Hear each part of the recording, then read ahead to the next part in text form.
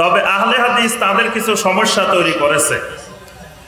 যে সমস্যাগুলো হলো, সমাজে তাদের যে কায়েমি স্বার্থবাদী সংশ্লিষ্টতা, মানে সুন্দরভাবে সমাজে যে স্বার্থগুলো তারা প্রতিষ্ঠিত করে, শিরিক বেদাতের সাথে ঐক্য পোষণ করে, যেইভাবে তারা ঐক্য করে নিছেন, এই ঐক্যের মধ্যে আঘাত এনেছে।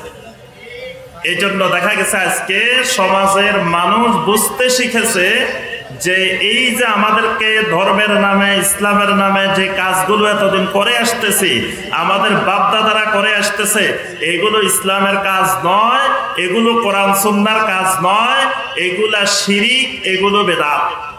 এই সালাফি মানহাজের দায়ী না থাকলে, আহলে হাদিস ওলামায়ে কেরাম না থাকলে, এই বাংলার জনগণ কোনটা শিরিক কোনটা বেদাত এটা বুঝতে পারত না।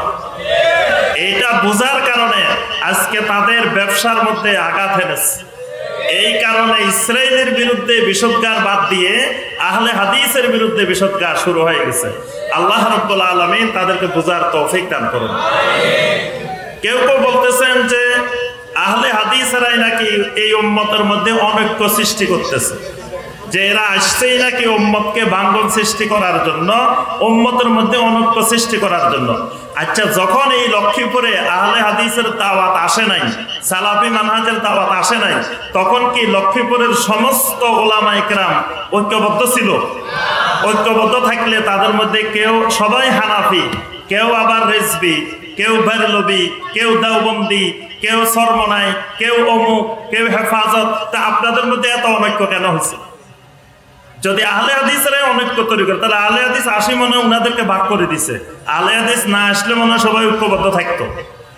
তাহলে বোঝা যায় আহলে হাদিস এসে উম্মতের অনৈক্য সৃষ্টি করে নাই, বরং উম্মতকে ঐক্যবদ্ধ করার মূল যেই কি পয়েন্ট, মূল যে চালিকা শক্তি, সেটাই আহলে হাদিস মানুষদেরকে আহ্বান করতেছে যে উম্মতের ঐক্যবদ্ধতার মূল সূত্র হলো আকীদা।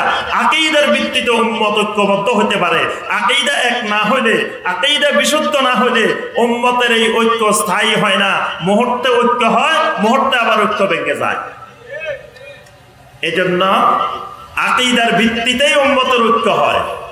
আকীদা এক না হইলে, দেখেন হানাফি, হানাফির মধ্যে কত গ্রুপ, এত গ্রুপ হওয়ার কারণ কি? তাদের ফিকহি মাসালা এক, কিন্তু তারা আকীদার ক্ষেত্রে গিয়ে ভিন্ন ভিন্ন হয়ে গেছে।